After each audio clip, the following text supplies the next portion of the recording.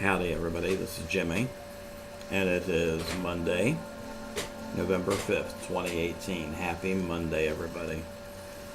Today's message is about truth. Spiritual growth and spiritual truth. You know, we hear so much about truth, and people are always criticizing each other's truth, or well, that's not the truth, this isn't the truth, yada yada yada. We all have our own truth for the time frame we are in, depending upon our spiritual evolution and growth. We all have our own truth for the time frame we are in. Stop judging others for their truth. Stop judging yourself for your truth. Our truths do evolve and change as we evolve. You know, what was my truth when I was in my 20s wasn't my truth in my 30s. And what was my truth in my 30s is not in my truth now at 56. And who's to say at 66 or 76 my truths may change again. As we grow and evolve as spiritual beings having a human experience, and as we allow ourselves to grow and evolve, because some people, you know, they get hung up on religion, they get hung up on politics, they allow fears or guilts or doubts, what ifs to paralyze them, and then they get hung up and they become stagnant. And it's like you become a guppy just floating through life. Water goes this way, you go that way. Water goes this way, you go this way. Don't compare yourself or your truths to another. Your truths are as individual as your DNA, your fingerprint, and your spiritual walk.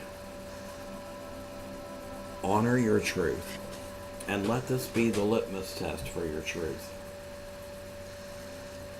As long as your truth doesn't promote hatred, bigotry, greed, negativity, dissent, war, etc., then it's a truth. You know, some religions promote hate. They say they don't, but they do. You know, some truths promote hate. They say they don't, but they do. As long as your truth is not harming anybody or harming yourself, as long as it's not promoting bigotry, hatred, negativity, anything that's dark and negative, then it's an okay truth. But also, don't get stuck in that truth.